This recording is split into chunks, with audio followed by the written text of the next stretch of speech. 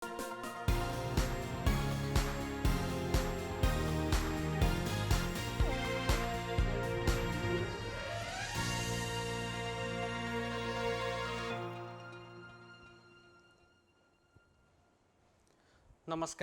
एकता शान्ति र संस्कारको संवाहक कालिका एचडीमा तपाईलाई स्वागत छ। म सुनिल पराजुली। कालिका समाचार सुरु गरौं प्रमुख समाचारका शीर्षकहरूबाट। समाचारको साथमा नेपालको अति लोकप्रिय motorcycle Hero Super Splendor. LIC Nepal, जीवन रहँदा पनि जीवन पश्चात पनि। नयाँ जमानाको Glow and Lovely Lifebuoy virus fighter. यसले भाइरससँग लड्छ र तपाईलाई सुरक्षा गर्छ। संसारकै नम्बर 1 सेलिङ जम्प प्रोटेक्सन सोप ब्रान्ड।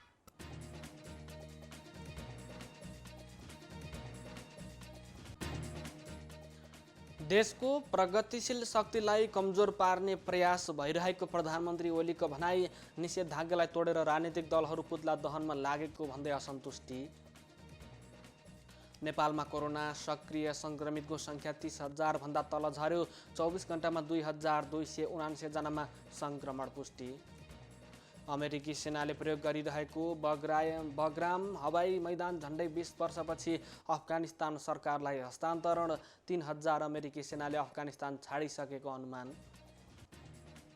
र युरोकप फुटबलमा क्वार्टर फाइनल खेल आजदेखि सुरु हुँदै।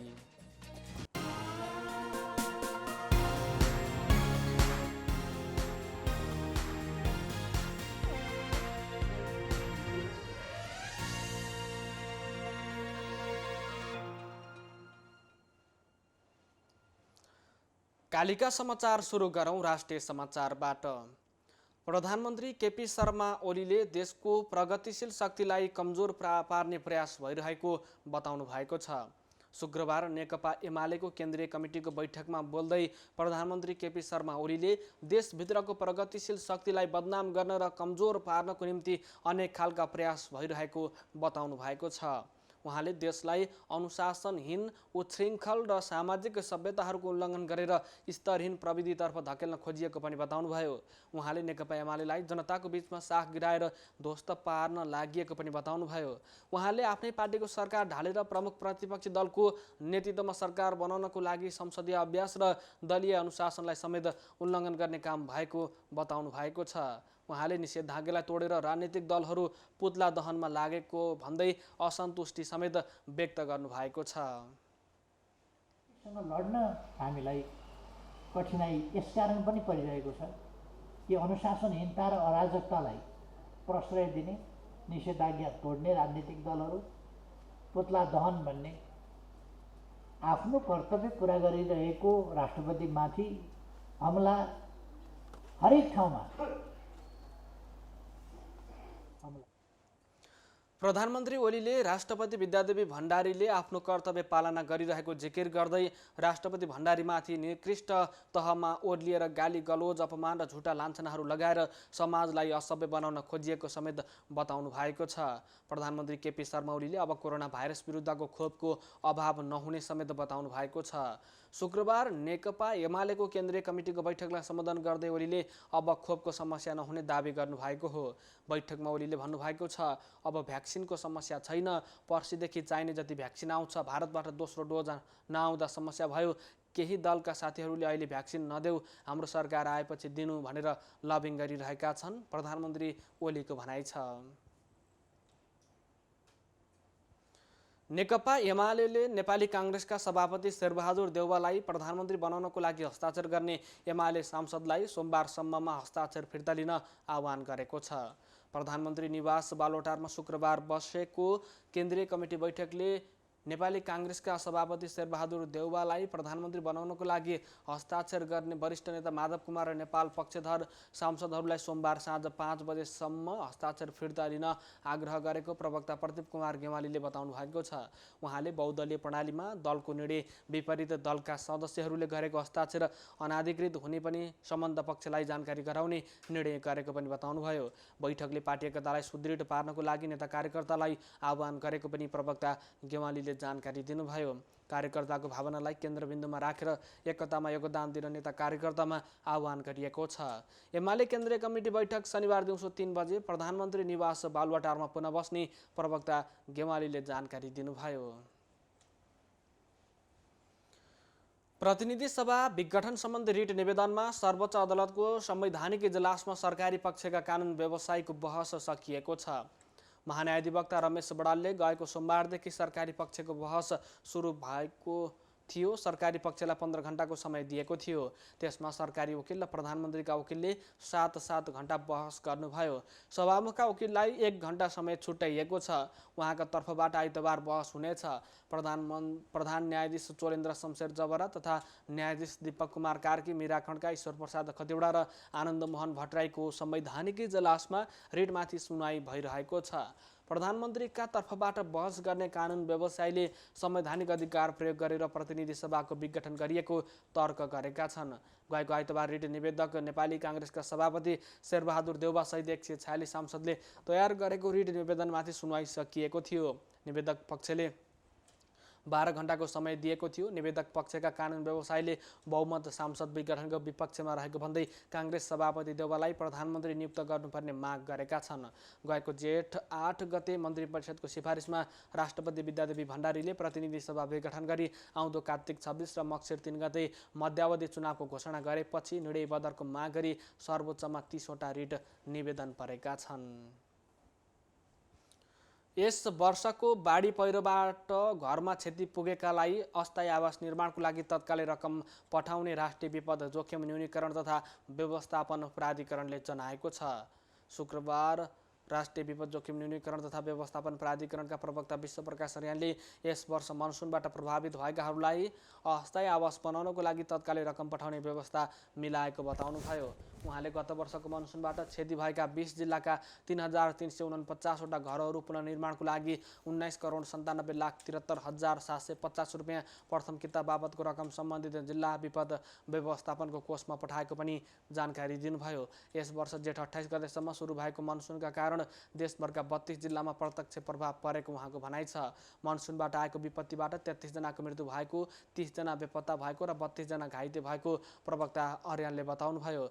बाढी पहिरोबाट 483 निजी घरहरू पूर्ण रूपमा क्षति भएको, 112 घरमा आंशिक क्षति भएको, 36 सरकारी कार्यालयमा क्षति भएको तथा 6 वटा सामुदायिक विद्यालयको भवनमा क्षति पुगेको उहाँले जानकारी दिनुभयो। त्यस्तै 22 वटा झोलुङ्गे पुल, 13 वटा पक्की पुल, 2 वटा वित्तीय संस्थाको भवनमा क्षति भएको पनि उहाँले बताउनुभयो। उहाँले विपदबाट प्रभावितहरूको लागि खोजी, उद्धार, राहत तथा पुनर्स्थापनाको काम गरिएको समेत बताउनु भएको छ। मौसम पूर्वानुमान महाशाखासँग समन्वय गरी विपद आउन सक्ने ठाउँमा प्राधिकरणले पूर्व सूचना प्रणालीलाई चुस्त दुरुस्त राखिएको उहाँले बताउनु भएको छ। 9 जिल्लाका 36 पालिकाहरूमा प्रभावमा आधारित पूर्व सूचना प्रणाली जडान गरिएको पनि उहाँले उल्लेख गर्नुभएको छ। हाल सुनसरी, मोरङ, पर्सा, सिन्धुपाल्चोक, मकवानपुर, सिन्धुली, ललितपुर, तनहुँ, लमजुङ र बाजुराका सडक खण्डहरू अवरुद्ध भएका र सडक डिभिजन कार्यालय स्थानीय तहहरूले अवरुद्ध सडक खुलाउने काम भइरहेको उहाँले बताउनुभयो। तिनाउ खोला वरपरका स्थानीयले कालीगण्डकी तिनाउ बहुउद्देश्य डाइभर्सन आयोजना आफूहरूको अहितमा रहेको भन्दै विरोध गरेका छन्। केन्द्रीय सरकारले गण्डकी प्रदेशको भूगोल, प्राकृतिक स्रोत र सम्पदामाथि नै अतिक्रमण गरेको भन्दै उनीहरूले योजना बनेमा तिनाउ बजार नै जोखिममा पर्ने बताएका छन्। अहिले पनि बुटौला आसपासका बासिन्दाले पिउने पानीको समस्या भोग्नु परिरहेको भन्दै उनीहरूले आयोजना बनेको अवस्थामा खेतबारीमा पनि सिँचाइको समस्या हुने दाबी गरेका छन्। कालीगण्डकी उपत्यका रहेको 10 वटा स्थानीय तह अन्तर्गत जग्गा मरुभूमिमा परिणत हुने र पानीको हाहाकार हुने स्थानीयको भनाइ छ। स्थानीयले अर्थमन्त्री विष्णु पौडेलले चुनावी नाराका रूपमा आयोजना अघि सारेको आरोप लगाएका छन्। सबै विष्णु पौडेलको लागि चुनावी नारा हुन्। आफू स्वयं पनि थिए। त्यो बाटो अहिलेसम्म पिच भएको छैन। 9 वर्ष अगाडि शिलान्यास भएको बाटो अझै पिच हुन नसकेको, पिउने पानीको व्यवस्था गर्न नसक्दा पाइपहरू अलपत्र रहेको, सुकुम्बासी समस्या ज्यूका त्यौँ रहेको भन्दै स्थानीयहरू अर्थमन्त्री पौडेलप्रति नै रुष्ट भनेका छन्। उनीहरूले मन्त्री पौडेलले अर्थमन्त्रीको पदसँग साँठगाँठ गरेर बुटोललाई राजधानी बनाउने यसैको एजेन्डा पनि छोडेको र जनतालाई फेरि एकपटक भुलाउनको लागि चुनावी एजेन्डाको रूपमा आयोजना अघि सारेको दाबी गरेका छन्। उहाँले चुनावी नाराहरू एउटा लिएर आउने र अर्को पटक भोट गर्ने भन्ने हो। जस्तै अब यहाँका सुकुम्बासी, मेन त यहाँको सुकुम्बासी समस्या हो। उहाँले अहिले तेस्रो पटक चुनाव दिँदै जानुभयो। अहिलेसम्म एउटा सुकुम्बासीलाई पूर्जा दिनुभएको छैन। अब यहाँका समस्या तपाईँको यथावतै छन्। अब फेरि अर्को समस्या लिएर आएर मैले यो गर्छु भनेर त सम्भावना देखिँदैन। अब यो गलत कुरा हो होइन। तर अब अलिकति यसलाई जनताले पनि ख्याल गर्नुपर्ने कुरा हुन्छ।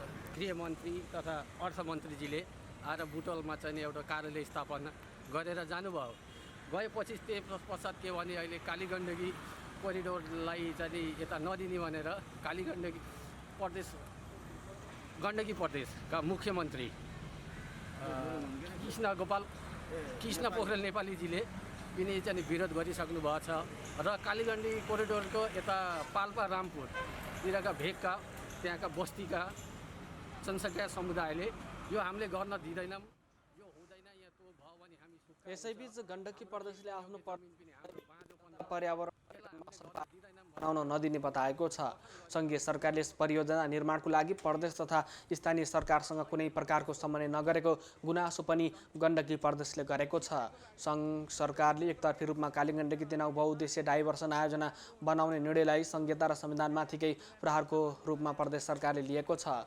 पर्यावरण विज्ञहरूले आयोजना बनाएमा चितवन राष्ट्रिय निकुञ्जमा पानीको बहाव कम भएर जलचरहरू मासिने र विश्व सम्पदा सूचीबाट पनि हट्न सक्ने आशंका व्यक्त गरेका छन्। कालीगण्डकी केवल नदी मात्रै नभई सभ्यता पनि भएको भन्दै कालीगण्डकीको सभ्यता र संस्कृति मास्न नहुने स्थानीयको तर्क छ। कालीगण्डकी तेनाउ बहुउद्देश्य डाइभर्सन आयोजना निर्माणको सम्बन्धमा केन्द्र सरकार र प्रदेश सरकारबीच प्रभावकारी समन्वय हुन नसक्दा यो आयोजना विवादित बनेको छ। नेपालमा कोरोना भाइरस सक्रिय सङ्क्रमितको सङ्ख्या 30,000 भन्दा तल झरेको छ।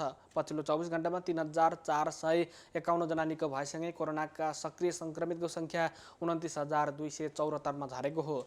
नेपालमा अहिलेसम्म 6,03,600 जना कोरोना सङ्क्रमणबाट निको भइसकेको स्वास्थ्य मन्त्रालयले जनाएको छ। यस्तै पछिल्लो 24 घण्टामा 2,279 जनामा कोरोना सङ्क्रमण पुष्टि भएको छ। 6,566 जनाको PCR परीक्षण गर्दा 1,391 जना र 4,030 जनाको एन्टिजन परीक्षण गर्दा 908 जना गरी 2,279 जनामा कोरोना सङ्क्रमण पुष्टि भएको हो। नेपालमा अहिलेसम्म PCR विधिबाट गरिएको परीक्षणमा 6,42,053 जना र एन्टिजन विधिबाट गरिएको परीक्षणमा 36,755 जनामा कोरोना सङ्क्रमण पुष्टि भएको मन्त्रालयले जनाएको छ। यस्तै थप 34 जनाको कोरोना सङ्क्रमणका कारण ज्यान गएको छ। एकता, शान्ति र संस्कारको संवाहक कालिका एचडीमा प्रसारित कालिका समाचारमा पालो भएको छ विज्ञापनको, तर त्यसभन्दा अगाडि प्रमुख समाचारका शीर्षकहरू। कालिका समाचारको साथमा नेपालको अति लोकप्रिय motorcycle Hero Super Splendor. LIC Nepal, जीवन रहँदा पनि जीवन पश्चात पनि। नयाँ जमानाको Glow and Lovely Lifebuoy virus fighter, यसले भाइरससँग लड्छ र तपाईलाई सुरक्षा गर्छ। संसारकै नम्बर 1 सेलिङ जम्प प्रोटेक्सन सोप ब्रान्ड।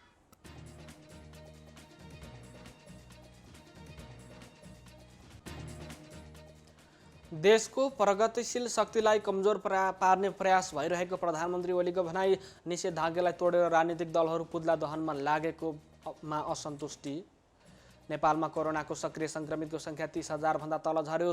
24 घण्टामा 2,279 जनामा सङ्क्रमण पुष्टि।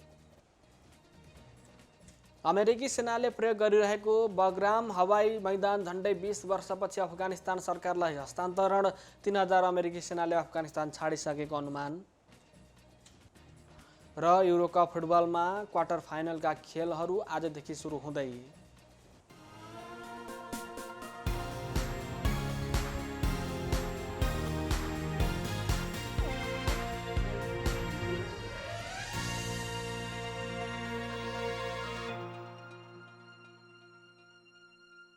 फेयर एन्ड लभलीको नयाँ नाम अब glow and lovely. Fair and lovely अब ग्लो एन्ड लभली किन? किनकि निखार भन्दा बढी पाउनुहुनेछ HD ग्लो। प्रस्तुत छ ग्लो एन्ड लभली। यसको मल्टिभिटामिन गहिराईमा गएर दाग धब्बा घटाउँछ अनि अनुहारलाई दिन्छ उत्कृष्ट ग्लो। नयाँ जमानाको ग्लो एन्ड लभली। मेरो हिरो सुपर स्प्लेन्डर।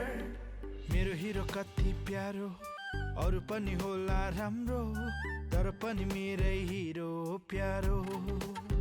पहाडेर ओहो तर कति सुन्दर हाम्रो, बाधा भने कति हो त्यसैले हिरो सुपर स्प्लेन्डर नै प्यारो। घाम लागे हुन्छ धुलो, पानी परे हिलो मैलो, त्यसैले त हिरो सुपर स्प्लेन्डर नै प्यारो। सबैलाई सुहाउँदो सुपर स्प्लेन्डर नै प्यारो। नेपालको अति लोकप्रिय मोटरसाइकल हिरो सुपर स्प्लेन्डर।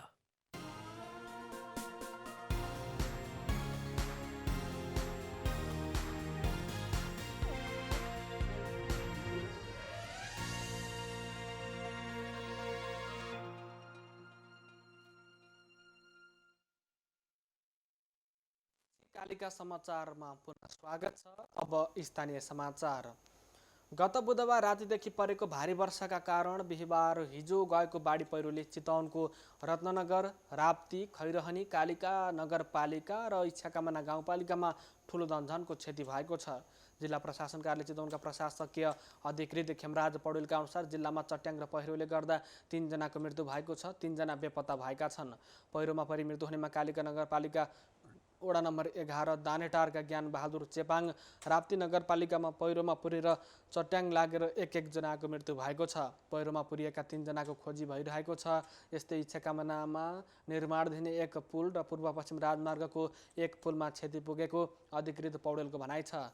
वर्षाको कारण लोथर खोला, राप्ती, नारायणी नदी लगायत खोलाहरू बढ्दा पूर्वी चितवनको खैरहनी, राप्ती, कालिका र रत्ननगर नगरपालिकाको 100 घर, पसल, होटल डुबानमा परेको थियो। साथै चितवनका 100 कृषि बालीमा क्षति पुगेको छ। पुँजीगत क्षतितर्फ हेर्दा राप्ती नगरपालिका वडा नम्बर 12 मा पहिरोले 2 घर बगाएको छ। सोही स्थानमा 1 गोठ बगाउँदा 16 गाई गोरु, 16 बाख्रा बगाएको छ। राप्ती 9 रसौली स्थित लदरी खोलामा आएको बाढीका कारण सो खोला आसपासका 5 परिवारको धनमालको क्षति भएको छ। 48 वर्षका भरत कुमार छेत्रीको 4 कोठे 1 तले टिनले छाएको घरको 2 कोठा बगाएको छ। 34 वर्षका दीपक तिवारीको घरमा पनि पछि चार्जमा राखेको 4 थान मोबाइलमा क्षति पुगेको छ। शौचालय र कटेज समेत खोलाले बगाएको छ। 51 वर्षका कृष्ण बहादुर श्रेष्ठ र 42 वर्षका बमबहादुर विकको 3 वटा बुङ्गुर बगाएको छ। 45 वर्षका हिरा श्रेष्ठको अस्थायी रूपमा त्रिपाल टाँगेर बनाएको खाजा पसल बगाएको स्रोतले जिल्ला प्रहरी कार्यालयले जानकारी दिएको छ। नारायणगढ मुगलिन सडक अहिले पनि साना ठुला गरी बारम्बार पहिरो खस्दा सडक अवरुद्ध भइरहेको छ। माडी नगरपालिका र भरतपुर महानगरपालिकामा नदी किनारको बासिन्दाले शास्ति खेपेका छन्। पानी निकास हुने ठाउँ नहुँदा धानबाली डुबान भएको छ। सडक र घर वरिपरि पानी जमेको छ। अझै पनि बाढी आउने र डुबान हुन सक्ने भन्दै चितवन प्रशासनले सबैलाई सचेत हुन आह्वान गरेको छ। यो क्षतिको केही तथ्याङ्क भए पनि विस्तृत विवरण आउन बाँकी रहेको प्रशासकीय अधिकृत पौडेलको भनाइ छ। कालिका समाचारमा अब अर्थ समाचार। अर्थ मन्त्रालयले प्रतिनिधि सभा सदस्य निर्वाचनको लागि निर्वाचन आयोगलाई 7 अर्ब 72 करोड 83 लाखसम्म खर्च गर्ने गरी सहमति प्रदान गरेको छ। निर्वाचन सञ्चालन र व्यवस्थापनको लागि सो रकम निर्वाचन सामग्री लगायत अन्य सामग्रीहरू खरिद तथा निर्वाचन व्यवस्थापनमा खर्च हुनेछ। 2078 साल कार्तिक 26 गते शुक्रबार पहिलो चरण र मक्सिर 3 गते शुक्रबार दोस्रो चरण गरी सरकारले 2 चरणमा चुनाव गर्ने घोषणा गरेको छ। सो निर्वाचनको लागि आवश्यक पर्ने रकमको कुनै अभाव हुन नदिने अर्थ मन्त्रालयले जनाएको छ। चुनावको विरुद्धमा परेको रिटमा भने अहिले सर्वोच्च अदालतमा बहस जारी रहेको छ। कालिका समाचारमा अब अन्तर्राष्ट्रिय समाचार। अमेरिकी सेनाले प्रयोग गरिरहेको बगराम हवाई मैदान झन्डै 20 वर्षपछि अफगानिस्तान सरकारलाई हस्तान्तरण गरिएको छ। सन् 2021 मा अमेरिकामा आतंकवादी आक्रमण भएपछि अफगानिस्तानको तालिबान सरकार ढाल्न एवं आतंकवादी सङ्गठन अल कायदाको संरचना ध्वस्त बनाउन अमेरिकाले बगराम विमानस्थलको प्रयोग गरेको थियो। 2 अमेरिकी सैनिक अधिकारीले त्यो विमानस्थल अफगानिस्तानको सेनालाई हस्तान्तरण गरिएको बताएका छन्। बगराम हवाई मैदान हस्तान्तरण गरेसँगै अफगानिस्तानबाट अमेरिकी सेना अब पूर्ण रूपले स्वदेश फर्कन्छ भन्ने आभास भएको छ। 3000 अमेरिकी सेनाले पनि अफगानिस्तान छाडिसकेको अनुमान गरिएको छ। राष्ट्रपति जो बाइडेनले आउँदो सेप्टेम्बर 11 अघि नै अफगानिस्तानमा तैनाथ अमेरिकी सेना फिर्ता भइसक्ने बताए पनि त्योभन्दा अघि नै अमेरिकी सेना फिर्ता भएका छन्। साथै नेटो आबद्ध झन्डै 7000 सैनिक पनि यही जुलाई 4 भित्रै स्वदेश फर्काउने तयारी भइरहेको छ। धेरैजसो नेटो सैनिक यसै हप्ता बिना कुनै घोषणाका साथ अफगानिस्तान छाड्दैछन्। एपीको विश्लेषणमा धेरैजसो युरोपेली देशका सैनिकले साना समारोह गरी अफगानिस्तान छाडिसकेको देखिएको छ। संयुक्त राज्य अमेरिकाले सुरक्षाको कारण देखाउँदै अन्तिम अमेरिकी सैनिक कहिले फिर्ता भइसक्छन् भनेर केही बताएको छैन। काबुलमा रहेको हमिद कारजाई अन्तर्राष्ट्रिय विमानस्थलको सुरक्षाको कारण पनि अमेरिकाले अन्तिम सैनिकको विदाईको घोषणा नगरेको हो। टर्की र अमेरिकी सेनाले यस विमानस्थलको सुरक्षा गरिरहेका छन्। अमेरिकाले राजधानी काबुलमा रहेको अमेरिकी राजदूतावासको सुरक्षाको लागि 600 सैनिक राख्ने बताएको छ। एकपटक सन् 2012 मा बग्राम हवाई मैदानमा 1 लाखभन्दा बढी सैनिकको उपस्थिति रहेको थियो। कालिका समाचारमा अब खेल समाचार।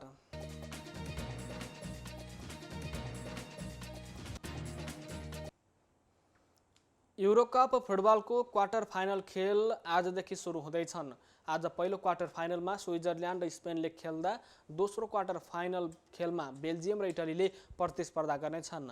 स्विजरल्यान्ड र स्पेनको खेल राति 9:15 बजेबाट रुसको सेन्ट पिटरबर्गमा हुनेछ। स्विजरल्यान्ड समूह एबाट र स्पेन समूह ईबाट क्वार्टर फाइनल पुगेको हो। प्री क्वार्टर फाइनल खेलमा स्विजरल्यान्डको फ्रान्सलाई हराउँदा स्पेनले क्रोएसियालाई हराएको थियो। बेल्जियम र इटलीको खेल भने राति 1:15 बजे जर्मनको म्युनिकमा हुनेछ। बेल्जियम समूह बीबाट र इटली समूह एबाट क्वार्टर फाइनल पुगेको हो। प्री क्वार्टर फाइनल खेलमा बेल्जियमले पोर्चुगललाई हराउँदा इटलीले अस्ट्रियालाई हराएको थियो। एकता, शान्ति र संस्कारको सम्भाग कालिका एचडीमा प्रसारित कालिका समाचारको अन्त्यमा प्रमुख समाचारका शीर्षकहरू पुनः एकपटक। कालिका समाचारको साथमा नेपालको अति लोकप्रिय motorcycle Hero Super Splendor. LIC Nepal, जीवन रहँदा पनि जीवन पश्चात पनि। नयाँ जमानाको Glow and Lovely Lifebuoy virus fighter. यसले भाइरससँग लड्छ र तपाईलाई सुरक्षा गर्छ। संसारकै नम्बर 1 सेलिङ जम्प प्रोटेक्सन सोप ब्रान्ड।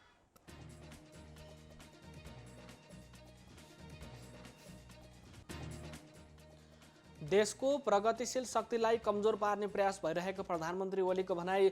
निषेधाज्ञालाई तोडेर राजनीतिक दलहरू पुतला दहनमा लागेको भन्दै असन्तुष्टि। नेपालमा कोरोनाका सक्रिय संक्रमितको संख्या 30,000 भन्दा तल झर्यो। 24 घण्टामा 2279 जनामा संक्रमण पुष्टि। अमेरिकी सेनाले प्रयोग गरिरहेको बग्राम हवाई मैदान झन्डै 20 वर्षपछि अफगानिस्तान सरकारलाई हस्तान्तरण। 3000 अमेरिकी सेनाले अफगानिस्तान छाडिसकेको अनुमान। र युरोकप फुटबलमा क्वार्टर फाइनलका खेल आजदेखि सुरु हुँदै।